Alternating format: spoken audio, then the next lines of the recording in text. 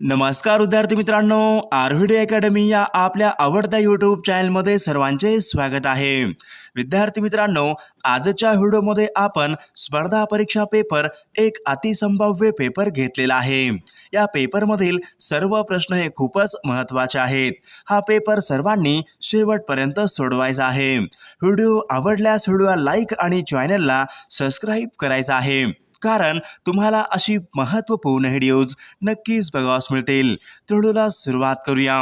तर या ठिकाणी प्रश्न क्रमांक पहिला आहे, गोंदिया हा जिल्हा खालीलपैकी कोणत्या प्रशासकीय विभागामध्ये येणारा जिल्हा आहे? गोंदिया हा जिल्हा खालीलपैकी कोणत्या प्रशासकीय विभागामध्ये येणारा जिल्हा आहे? तर विद्यार्थी मित्रांनो, गोंदिया हा जिल्हा नागपूर प्रशासकीय विभागामध्ये येणारा तो एक महत्त्वपूर्ण जिल्हा आहे। प्रश्न क्रमांक दुसरा पाहूयात। 1 मे सन 1999 परभणी या जिल्ह्यामधून खालीलपैकी कोणता नवीन जिल्हा निर्माण करण्यात आला होता? 1 मे सन 1999 परभणी या जिल्ह्यामधून कोणता नवीन जिल्हा निर्माण करण्यात आला होता?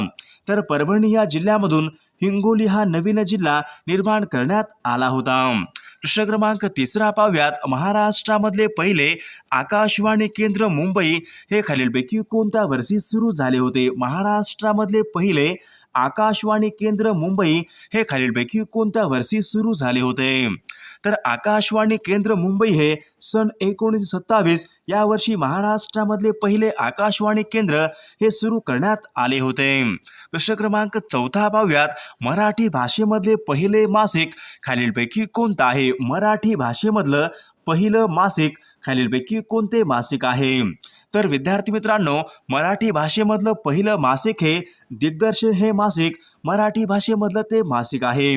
तर हे मासिक बाळशास्त्री जांभेकर यांचं ते मासिक आहे। प्रश्न क्रमांक 5वा पाहूयात। विशालगड, पन्हाळगड, गगनगड हे महाराष्ट्रामधले किल्ले खालीलपैकी कोणत्या जिल्ह्यामधले किल्ले आहेत? विशालगड, पन्हाळगड, गगनगड हे महाराष्ट्रामधले किल्ले खालीलपैकी कोणत्या जिल्ह्यामधले किल्ले आहेत? तर हे सर्व किल्ले कोल्हापूर या जिल्ह्यामधले ते किल्ले आहेत। प्रश्न क्रमांक 6वा पाहूयात। कारले व भाजे या प्राचीन लेणी खालीलपैकी कोणत्या जिल्ह्यामधल्या लेणी आहेत? कारले व भाजे या प्राचीन लेणी खालीलपैकी कोणत्या जिल्ह्यामधल्या लेणी आहेत? विद्यार्थी मित्रांनो, कारले व भाजे लेणी महाराष्ट्रामध्ये पुणे जिल्ह्यामधल्या त्या लेणी आहेत। प्रश्न क्रमांक 7वा पाहूयात।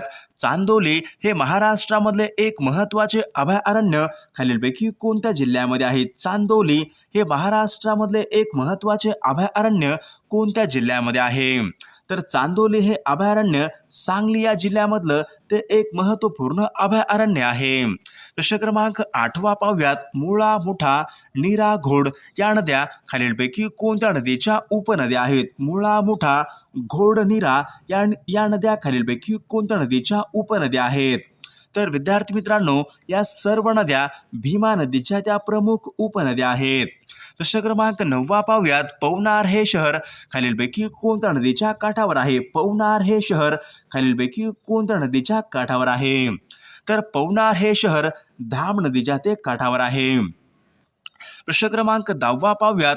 धर्मतर, राजापूर या खाड्या महाराष्ट्रामध्ये खालीलपैकी कोणत्या जिल्ह्यामधल्या खाड्या आहेत? धर्मतर व राजापूर या खाड्या महाराष्ट्रामध्ये कोणत्या जिल्ह्यामधल्या खाड्या आहेत?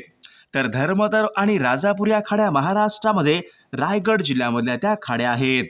प्रश्न क्रमांक 11वा पाहूयात। महाराष्ट्र राज्य मार्ग परिवहन महामंडळ यांची स्थापना खालीलपैकी कोणत्या वर्षी झाली होती? महाराष्ट्र राज्य मार्ग परिवहन महामंडळ यांची स्थापना खालीलपैकी कोणत्या वर्षी झालेली आहे? तर या ठिकाणी ऑप्शन क्रमांक 2 आहे, सन 19ला यांची स्थापना ही झालेली आहे। प्रश्न क्रमांक 12वा पाहूयात। कन्नड ही खालीलपैकी कोणत्या राज्याची राज्यभाषा आहे? कन्नड ही भाषा खालीलपैकी कोणत्या राज्याची राज्यभाषा आहे? तर कन्नड ही कर्नाटक या राज्याची ती राज्यभाषा आहे। प्रश्न क्रमांक 13वा पाहूयात। भारतामधला पहिला तेलशुद्धीकरण कारखाना दिग्बोई हा खालीलपैकी कोणत्या राज्यामध्ये सुरू करण्यात आला होता? भारतामधला पहिला तेलशुद्धीकरण कारखाना दिग्बोई कोणत्या राज्यामध्ये सुरू करण्यात आला होता?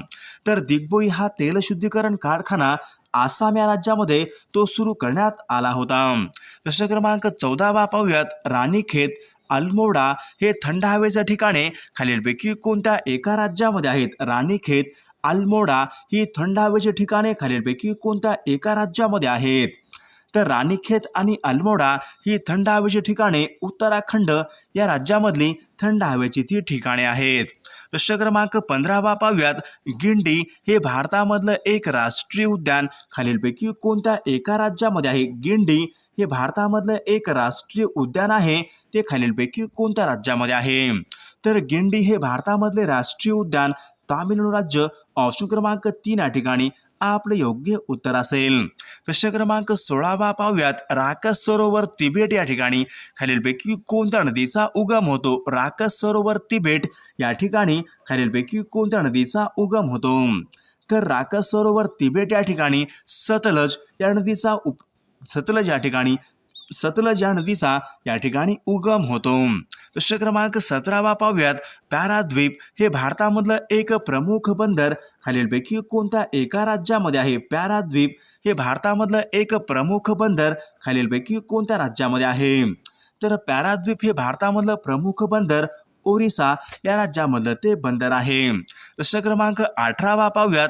नुनमती खनिज तेल क्षेत्र खालीलपैकी कोणत्या एका राज्यामध्ये आहे? नुनमती खनिज तेल क्षेत्र खालीलपैकी कोणत्या एका राज्यामध्ये आहे? नुनमती. तर नुनमती हे खनिज तेल क्षेत्र आसाम या राज्यामधलं ते खनिज तेल क्षेत्र आहे. प्रश्न क्रमांक 19 पाहूया. काक्रापारा हा अणुविद्युत प्रकल्प खालीलपैकी कोणत्या एका राज्यामध्ये आहे? काक्रापारा हा अणुविद्युत प्रकल्प खालीलपैकी कोणत्या राज्यामध्ये आहे? तर काक्रापारा हा अणुविद्युत प्रकल्प गुजरात या राज्यामधला तो एक महत्त्वपूर्ण प्रकल्प आहे. प्रश्न क्रमांक 20 पाहूयात. कमोडोर हे पद खालीलपैकी कोणत्या दलामधले पद आहे? कमोडोर हे एक महत्त्वाचं पद आहे, तर ते खालीलपैकी कोणत्या दलामधलं पद आहे? तर कमोडोर हे पद नौदलामधलं ते एक महत्त्वाचं पद आहे. प्रश्न क्रमांक 21 पाहूयात. पंडित हरिप्रसाद चौरसिया हे खालीलपैकी कोणत्या वाद्य प्रकाराशी पंडित हरिप्रसाद चौरसिया हे खालीलपैकी कोणत्या वाद्य प्रकाराशी संबंधित आहेत? तर पंडित हरिप्रसाद चौरसिया हे बासरी वादक यांच्याशी ते संबंधित आहेत. प्रश्न क्रमांक 22 पाहूयात. बिडेसिया व कर्मा हे लोकनृत्य खालीलपैकी कोणत्या राज्याशी संबंधित आहेत? बिडेसिया व कर्मा हे लोकनृत्य खालीलपैकी कोणत्या राज्याशी संबंधित आहेत? तर बिडेसिया व कर्मा हे लोकनृत्य बिहार या राज्याशी ते संबंधित आहेत. प्रश्न क्रमांक 23 पाहूयात. नागार्जुन सागर हे धरण खालीलपैकी कोणत्या नदीवर बांधण्यात आलेलं आहे? नागार्जुन सागर हे धरण खालीलपैकी कोणत्या नदीवर बांधण्यात आलेलं आहे? तर नागार्जुन सागर हे धरण कृष्णा या नदीवर ते बांधण्यात आलेलं आहे. प्रश्न क्रमांक 24 पाहूयात. छत्तीसगड या राज्याची राजधानी खालीलपैकी कोणती आहे? छत्तीसगड या राज्याची राजधानी खालीलपैकी कोणती आहे? त्या ठिकाणी ऑप्शन क्रमांक 4 रायपूर या ठिकाणी छत्तीसगड या राज्याची राजधानी आहे. प्रश्न क्रमांक 25 पाहूयात. सेल्युलार जेल खालीलपैकी कोणत्या एका ठिकाणी आहे? सेल्युलार जेल खालीलपैकी कोणत्या एका ठिकाणी आहे? तर विद्यार्थी मित्रांनो, सेल्युलार जेल पोर्ट ब्लेअर या ठिकाणी सेल्युलार जेल आहे. ऑप्शन क्रमांक 4 या ठिकाणी आपले योग्य उत्तर असेल. प्रश्न क्रमांक 26 पाहूयात.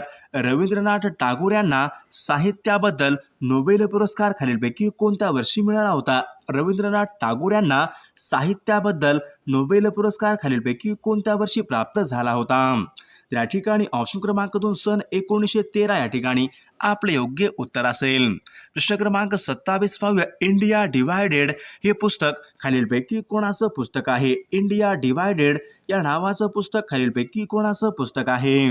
या ठिकाणी ऑप्शन क्रमांक 3 डॉक्टर राजेंद्र प्रसाद या ठिकाणी आपले योग्य उत्तर असेल. प्रश्न क्रमांक 28 पाहूयात. रणांगण एक झाड दोन पक्षी हे खालीलपैकी कोणाची पुस्तके आहेत? रणांगण एक झाड दोन पक्षी ही पुस्तके खालीलपैकी कोणाची पुस्तके आहेत? त्या ठिकाणी ऑप्शन क्रमांक 3 विश्राम बेडेकर यांची ती पुस्तके आहेत. प्रश्न क्रमांक 29 पाहूयात. भारताची नायटिंगेल असे टोपण नाव खालीलपैकी कोणाचं आहे? भारताची नायटिंगेल हे टोपण नाव खालीलपैकी कोणाचं आहे? तर भारताची नायटिंगेल हे टोपण नाव सरोजिनी नायडू या ठिकाणी त्यांचं हे टोपण नाव आहे. प्रश्न क्रमांक 30 पाहूयात. स्वामी विवेकानंदांचं संपूर्ण नाव खालीलपैकी कोणतं आहे? स्वामी विवेकानंदांचं संपूर्ण नाव खालीलपैकी कोणतं नाव आहे? तर या ठिकाणी ऑप्शन क्रमांक 3 आहे नरेंद्रनाथ विश्वनाथ दत्त हे स्वामी विवेकानंदांचं संपूर्ण नाव आहे. प्रश्न क्रमांक 31 पाहूयात. भारतीय दूरसंचार क्रांतीचे जनक असे खालीलपैकी कोणास म्हणतात? भारतीय दूरसंचार क्रांतीचे जनक असे खालीलपैकी कोणास म्हणतात? तर या ठिकाणी ऑप्शन क्रमांक 3 सॅम पित्रोदा या ठिकाणी आपले योग्य उत्तर असेल. प्रश्न क्रमांक 32 पाहूयात. उंचीमधील फरक मोजण्यासाठी खालीलपैकी कोणते उपकरण वापरतात? उंचीमधील फरक मोजण्यासाठी खालीलपैकी कोणते एक उपकरण प्रामुख्याने वापरतात? या ठिकाणी ऑप्शन क्रमांक 2 अल्टिमीटर ऑप्शन क्रमांक 2 या ठिकाणी आपले योग्य उत्तर असेल. प्रश्न क्रमांक 33 पाहूयात. वनस्पतींना अन्न तयार करण्यासाठी खालीलपैकी कोणता वायू हा आवश्यक असतो? वनस्पतींना अन्न तयार करण्यासाठी खालीलपैकी कोणता वायू हा आवश्यक असतो? तर वनस्पतींना अन्न तयार करण्यासाठी कार्बन डायऑक्साईड हा वायू खूप महत्त्वाचा असतो. प्रश्न क्रमांक 34 पाहूयात. फोरसम निब्लिक या संज्ञा खालीलपैकी कोणत्या खेळाशी संबंधित आहेत? फोरसम व निब्लिक या संज्ञा कोणत्या खेळाशी संबंधित आहेत? तर या संज्ञा लॉन टेनिस या खेळाशी ते संबंधित आहेत. प्रश्न क्रमांक 35 पाहूयात. आंतरराष्ट्रीय न्यायालयाचं मुख्यालय खालीलपैकी कोणत्या ठिकाणी आहे? आंतरराष्ट्रीय न्यायालयाचं मुख्यालय खालीलपैकी कोणत्या ठिकाणी आहे? तर या ठिकाणी ऑप्शन क्रमांक 3 हेग या ठिकाणी आंतरराष्ट्रीय न्यायालयाचं मुख्यालय आहे. प्रश्न क्रमांक 36 पाहूयात. पंचायत राज हे खालीलपैकी कोणाचं स्वप्न होतं? पंचायत राज हे खालीलपैकी कोणाचं स्वप्न होतं? तर पंचायत राज हे स्वप्न महात्मा गांधी यांचं पंचायत राज हे स्वप्न होतं. पुढचा प्रश्न पाहूयात. 1500 ते 3000 या लोकसंख्येच्या दरम्यान ग्रामपंचायतीमध्ये एकूण किती सदस्यसंख्या असते? 1500. तर या ठिकाणी आपलं योग्य उत्तर सांगायचं आहे.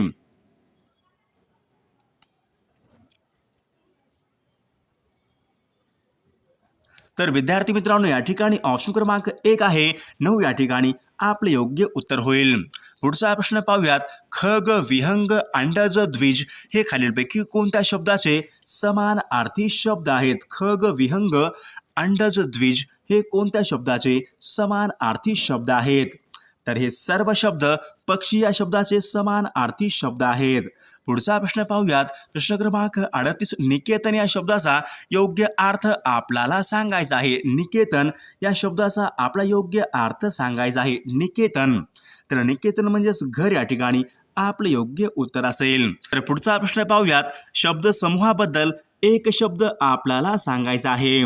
तर या ठिकाणी काय विचारले? जुन्या मतांना चिटकून राहणारा अनेक शब्दाबद्दल शब्द समूहाबद्दल एक शब्द आपल्याला सांगायचा आहे. जुन्या मतांना चिटकून राहणारा. तर या ठिकाणी ऑप्शन क्रमांक 2 सनातन या ठिकाणी आपले योग्य उत्तर असेल.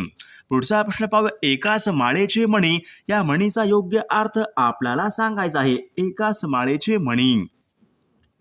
तर एकाच माळेची मणी म्हणजे सगळीच माणसे सारख्याच स्वभावाची असतात. ऑप्शन क्रमांक 3 आपले योग्य उत्तर असेल. प्रश्न क्रमांक 41 पाहूयात. रक्तामधील साखरेवर नियंत्रित करणारा घटक खालीलपैकी कोणता आहे? रक्तामध्ये साखरेवर नियंत्रित करणारा घटक खालीलपैकी कोणता घटक असतो? या ठिकाणी ऑप्शन क्रमांक इन्सुलिन घटक या ठिकाणी आपले योग्य उत्तर असेल. पुढचा प्रश्न पाहूया. नॅचरल गॅसमध्ये इथिलीन या वायूचं प्रमाण खालीलपैकी किती टक्के असते?